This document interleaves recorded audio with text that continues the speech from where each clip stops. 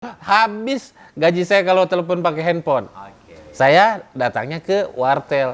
Di saat saya datang ke wartel, kalau mendengar suara anak di telepon, bukan ngomong, tapi nangis. Dan alhamdulillah di Saudi Arabia, walaupun pisah sama keluarga, tapi di saat saya sedih, kangen ke keluarga, saya datang langsung ke Mekah.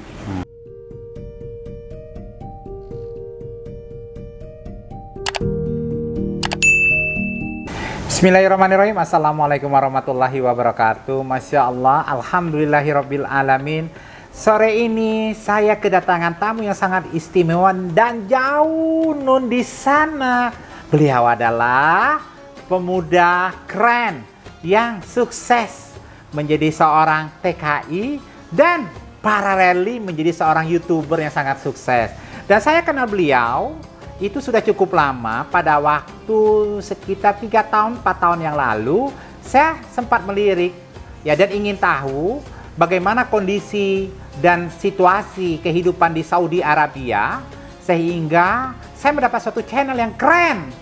Dan beliau adalah channel ini dimiliki oleh yang namanya Bro Alman Mulyana. Masya Allah. Assalamualaikum warahmatullahi wabarakatuh. Waalaikumsalam warahmatullahi wabarakatuh. Ini suatu kehormatan saya berada di sini, luar biasa. Yang biasanya saya berada di Arab, sekarang saya di Indonesia, di samping orang sukses, guys. Ya Allah. Mudah-mudahan nular. Segala Amin. puji hanya milik Allah. Dan Amin. segera kita semua sukses, berkah dunia akhirat. Amin ya Rabb. Amin. Sukses, bermanfaat buat sesama dan agama. Amin. Itu yang terbaik buat Iya, kita betul. semua ya bro ya. Iya.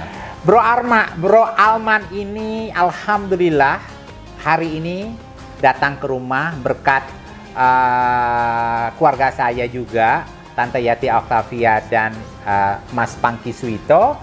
Dan alhamdulillah Bro Alman saya juga udah bersahabat dengan Tante Yati hampir 8 tahun dan menjadi Masya Allah. bagian daripada keluarga sudah, alhamdulillah. Maka daripada itu dengan senang hati kita bisa berkenalan dan silaturahmi di kediaman saya. Bro Alman, saya Iya. kan tahu nih kan sudah sekian lama berada di Saudi Arabia. Masya Saya ingin Allah. bertanya, sejak kapan sih berada di Saudi Arabia dan kenapa pengen kerja di Saudi Arabia? Iya. Itu pertanyaan saya. Tentunya kerja di Saudi Arabia itu bukan cita-cita ya, tapi hanya karena keadaan yang memaksa saya untuk kerja ke luar negeri. Ya, itu juga qadarullah. Itu semua campur tangan Allah juga. Masya Allah. Iya. Kenapa saya memilih kerja di Saudi Arabia? Karena ada 2 tanah suci. Oke. Saya melihatnya bukan dari jumlah gaji yang besar. Oke. Kalau ingin kerja di luar negeri, ingin dapat gaji yang lebih besar, itu kerjanya di Jepang, di Korea, di Hong Kong, dan lain-lainnya. Saya kenapa memilih ke Saudi Arabia, yaitu karena ada 2 tanah suci, di mana insya Allah saya bisa haji, saya bisa umroh setiap Dan saat, semua makanan halal. dan semua makanan halal. Alhamdulillah. Iya. Itu sejak kapan, Mas? Sejak tahun 2004, 2004. Wow. sekitar 16 tahun yang lalu. Itu 2004 saya lagi menjalankan suatu perusahaan yang lagi struggle-strugglenya Woi, itu loh, Mas juga, Mas. Oh, 2004. Jadi pada waktu itu sejak tamat SMA atau nganggur dulu di Indonesia baru berangkat, atau dari SMA langsung berangkat, Mas? Saya ini kebetulan orang tua juga punya usaha angkutan umum. Oh, begitu. Saya lulus sekolah, Kuliah nggak? enggak. Oke. Tadinya mau kuliah, tapi ya Allah berkehendak lain. Ya, saya nikah dan tidak ada cara lain. Saya akhirnya terjunlah langsung jadi supir angkutan umum. Di Saudi Arabia. Di sini. Oh, di sini dulu. Iya. Nah, waktu tahun Ngomong-ngomong itu di daerah mana sih lahirnya? Subang. Kota Subang ya, Mas. Subang, iya, jalan yang menuju ke arah Tangkuban Perahu. Ya, oke. Iya. Siap. Nah, saya ini waktu 2004 berangkat ke sana itu karena tahun 2000 kan udah mulai ada kreditan motor tanpa DP. Ya, ya. Dan akhirnya orang yang kerja ke pabrik itu daripada naik angkutan umum lebih baik kredit motor. Oke. Nah, disitulah saya bangkrut. Oh. Pergi ke sana, saya memilih Saudi Arabia, dan alhamdulillah di Saudi Arabia walaupun pisah sama keluarga, tapi di saat saya sedih, kangen ke keluarga, saya datang langsung ke Mekah. Saya di situ. Jadi kota pertama dikunjungi ingin bekerja menjadi seorang TKI dari Indonesia itu adalah benar-benar ingin langsung menuju kota Mekah. Maunya sih seperti Maunya itu, tapi malah saya dapat visa di Jeddah. Tapi nggak jauh jaraknya. Jauh lah, setengah Iya, jam. setengah jam, betul. Jadi langsung di Jeddah. Nah, profesi di Jeddah sebagai apa? Sopir juga. Pertama saya jadi kasir minimarket. Oh, keren dong. Kasir minimarket. Langsung jadi kasir di AC. Yang biasanya saya hidup bebas di sini, supir angkutan umum, balik sana balik sini kan, tiba-tiba jadi kasir. Tapi di situ tuh saya dapat hikmah, di mana minimarket saya ini di depan masjid. Oh, depan masjid di Jeddah ya? Iya, di Jeddah, depan masjid.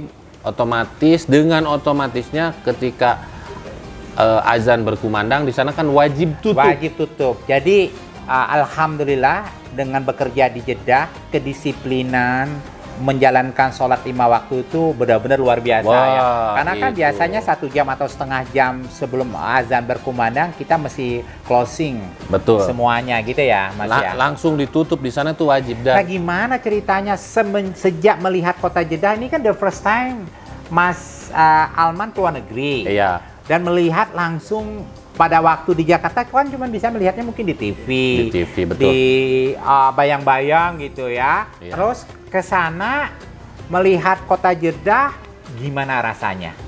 yang jelas pertama nyampe ke sana itu stres lah karena harus beradaptasi dengan cuaca, bahasa, makanan, budaya dan lain-lainnya. Dengan perilaku orang sana, beda bahasa, beda budaya dan lain sebagainya. Saya dalam jarak 3 bulan itu badan tuh kurus karena itu tadi makanan gak ada yang cocok. Karena kan makanan makanya banyak lalapan ya. Karena ikan mujair. Di sana bawaannya makanya ya tahu sendiri, supir angkutan umum makannya kan di pinggir jalan, walaupun di pinggir jalan tapi rasanya kan di Indonesia luar biasa. Di sana makanan yang bumbunya itu rempah-rempah dan butuh lidah kita itu butuh beradaptasi. Yang pasti Mas memang kita itu setiap apapun profesi yang kita mau jalankan pasti punya tantangan. Jelas. Ya, challenge, dan kita sebagai orang yang ingin sukses, tentunya kita harus mempersiapkan diri, mental kita, bagaimana kita harus kuat beradaptasi dengan situasi, kondisi, betul. Apapun itu. Pahit dan manis, lapang maupun sempit seperti itu. Iya, jadi selalu bersyukur dalam situasi apapun. Artinya di sisi yang lain Mas Alman sulit makan karena beradaptasi, tetapi di sisi yang lain Mas Alman dapat keberkahan, dekat dengan masjid, dekat dengan kota suci Mekah. Betul itu. Luar biasa ya Mas ya. Jadi di balik stresnya saya ini, jadi lebih mendekatkan diri kepada Allah. Saya nangisnya itu ketika setelah sholat, ya Allah berikanlah hamba ketenangan. Hamba meninggalkan anak dan istri itu bukan semata-mata hanya sebatas liburan ke Arab, tapi untuk mencari rezeki, merubah nasib. Kemarin berapa kontraknya dari Indonesia ya waktu itu? Saya dulu itu tahun 2004 cuman 800 real. 800 real kali 3.000. Dulu itu cuman 1.000 lebih. Kecil tapi lebih, tapi alhamdulillah Allah itu tahu mana yang umatnya butuhkan. Pastilah. Insya Allah apapun yang kita putuskan, kalau kita berlindung kepada Allah Subhanahu wa taala, pasti Allah kasih jalan. Betul. Pasti Allah akan kasih kekuatan kepada kita. Iya, betul. Nah, 2004, 2005, 2006, 2007 kayaknya kehidupannya seru banget sih. Menurut saya kehidupan di sana, bagaimana Mas Aman bisa mesti struggle beradaptasi. Beradaptasi. Pernah nangis, pernah ngamuk, ataupun pengen nelpon balik nggak ke Indonesia? Saya kebetulan punya bos itu turunan Indonesia. Oh, enak dong. Nah, itulah. Jadi segala halnya ketika kita mau dengan tujuan karena Allah, Allah itu akan memudahkan segala halnya. Saya Pada waktu tertentu ada rasa putus asa nggak waktu itu? Oh, Biasanya ada lah. kita manusia digoda tuh biasanya. Iya. Karena hampir putus asa, hopeless, pengen balik ke Indonesia. Oh, itu pertama nyampe ke sana. Datang malam kan ya. Biasanya nyampe ke Arab Saudi tuh ke Jeddah tuh kan malam biasanya. Nyampe ke rumah. Itu kan di luar itu sepi, nggak ada orang. Saya biasa Nggak ada hidup di teman banyak. iya, nggak ada temen. Terus ada orang lewat mau nanya apa nggak ngerti bisa. bahasa, itu yang Iya. pusingnya ya. Itu terus terang saya 24 jam itu nangis. Nangis karena stres. Stres banget. Aduh, alhamdulillah saya minta ketenangan di dalam masjid. Ya Allah, minta hamba ditenangkan supaya jangan sampai jatuh sakit. Ya, yang penting itu ya Mas. Iya, Sehat, ya. sehat. Kalau kita sehat, insya Allah apa yang kita cita-citakan semuanya terkejar gitu. Penting. Ngomong-ngomong masalah bahasa nih Mas, semenjak berapa tahun di Saudi Arabia sehingga bisa lancar bahasa Arabnya? Nah, kalau mau biasanya orang yang kerja di minimarket akan lebih cepat bisa bahasa Arab. Berapa tahun Mas bisa bahasa Arab? Nggak nyampe 1 tahun. Wow, di tahun berapa? Saya 2004 akhir. Oke. Nah, 6 bulan saya udah bisa komunikasi. Karena apa? Karena Oke. orang yang datang mau beli sesuatu itu setiap saya salah tulis, setiap saya tulis itu 6 bulan, alhamdulillah saya bisa komunikasi. Oh, keren. Terus kalau malam pulang ke rumah tetap belajar nggak Arab Indonesia Arab itu? Ada Iya. kamus gitu? Sempat Belajar kan praktek juga iya, tapi sempat belajar di rumah pulang kayak begitu. Kalau untuk lihat kamus enggak, Oke. untuk lihat kamus jadi enggak. Praktek aja langsung. Iya, langsung autodidak lah. Otodidak. Iya. Hebat, euy. Dan memang yang saya perhatiin selama hidup di Arab, orang Muslim itu nggak susah kalau belajar bahasa Arab. Bener, serius. Saya punya, ini maaf ya, bukan rasis. Saya punya teman orang Filipin, Oke. Lebih susah ya? non Muslim. Oke, di Jeddah banyak kan. Iya, di Jeddah banyak. Tapi bahasa Arabnya itu susah. Mereka rata-rata kebanyakan tetap ngomong bahasa Inggris. Bahasa Inggris, iya. Mas Alman, jadi 2004 menuju ke 2005 kan udah bisa bahasa Arab kayak begitu. Jadi artinya selama 1 tahun di sana rasanya mungkin Mas Alman sudah beradaptasi, sudah nyaman kali seperti itu. Nah, kalau udah bisa bahasa, ketika saya pusing nih inget keluarga, dulu tuh belum Ya, belum ada pasti teleponnya telepon koin ya Mas ya. Nah, 2000 wartel. 2003 2004 sudah ada handphone dong. Ada handphone, tapi mahalnya nauzubillah itu. Habis gaji saya kalau telepon pakai handphone. Oke. Saya datangnya ke wartel. Di saat saya datang ke wartel, kalau mendengar suara anak di telepon, bukan ngomong, tapi nangis. Nangis, ya Allah. Itulah biar jadi bahan pertimbangan buat teman-teman kalau kerja ke luar negeri, apalagi yang udah berkeluarga, dipikir dibolak-balik lah. Dan bahkan udah pernah kan kerja ke luar negeri seperti apa? Sudah, alhamdulillah sudah mengalami. Iya. Tetap I miss Indonesia. Oh, Indonesia. Every one week itu kita selalu telepon orang tua dan keluarga. Iya, itu. Nah, Bro Alman, saya melihat bahwa perjalanannya luar biasa, naik turun. Nggak. Iya, betul. Seru banget kayaknya. Dan mengenal YouTube ya, saya cepat sedikit ya. Iya. Saya lihat Mas Alman akhirnya mungkin sekitar 4 tahun, 3 tahun ini saya lihat Mas Alman sudah mulai masuk ke dalam dunia media sosial. Salah satunya di YouTube kayak Betul. gitu.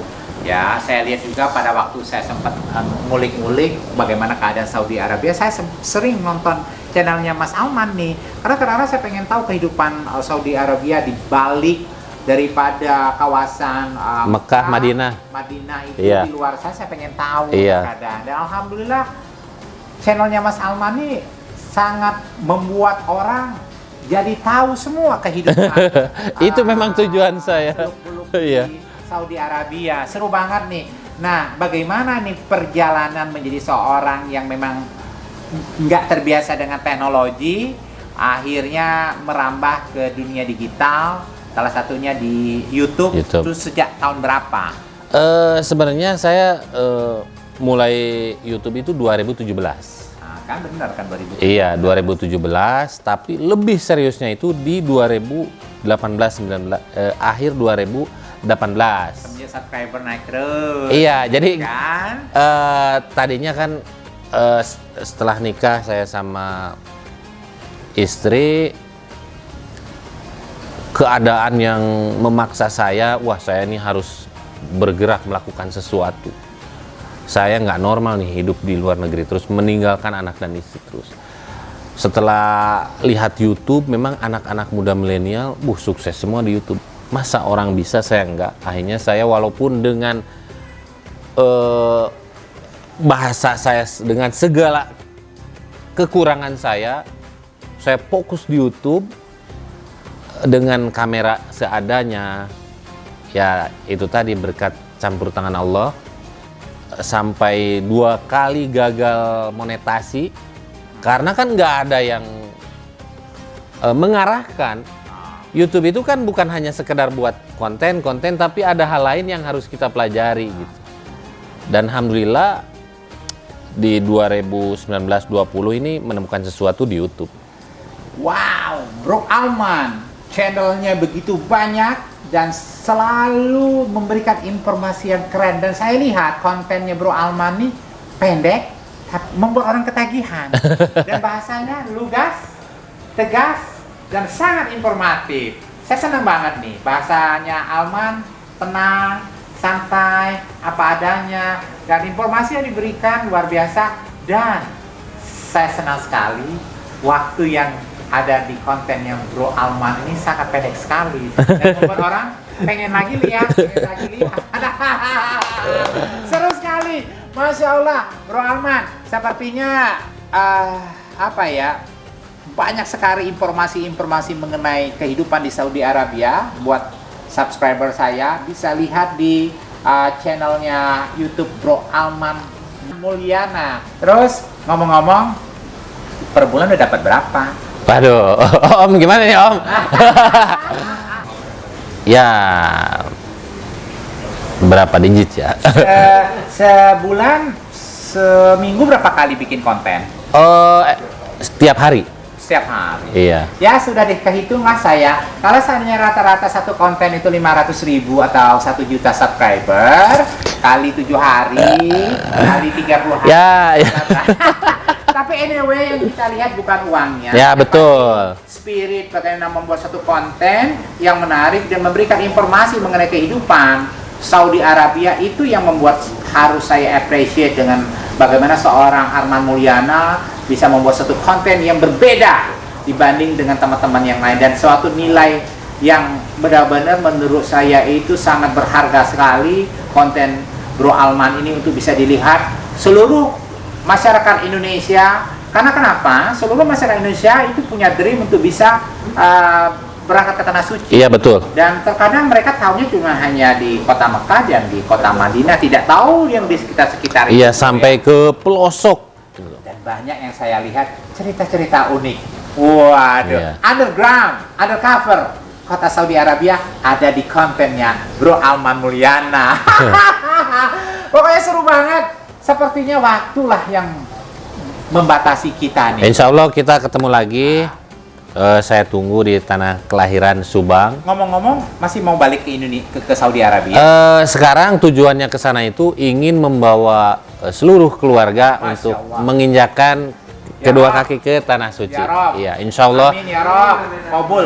Iya. Ya Rob. Teman-temanku semua, sahabat-sahabatku semua yang baik hati, bahagia bisa bersilaturahmi dengan orang yang baik, orang yang berjuang, sehingga bisa duduk juga seperti ini. Sekali lagi, hidup penuh dengan perjuangan, hidup harus dilalui dengan penuh dengan rasa syukur, penuh dengan rasa sabar, penuh dengan keikhlasan, dan yakinkan semua takdir dari Allah adalah yang terbaik buat kita. Salam sedekah, salam bersyukur dari saya, Fitno, dan Bro Alman Mulyana. Terima kasih. Assalamualaikum Assalamualaikum warahmatullahi wabarakatuh.